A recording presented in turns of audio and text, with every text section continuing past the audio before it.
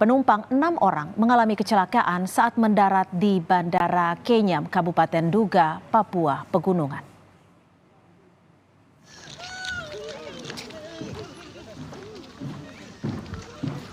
Yang depan.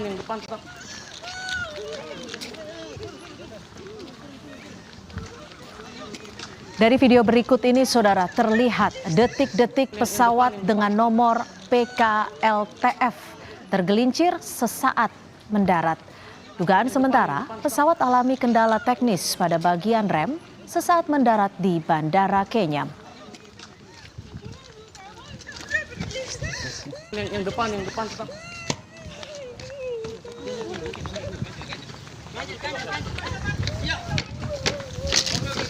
Ganjil.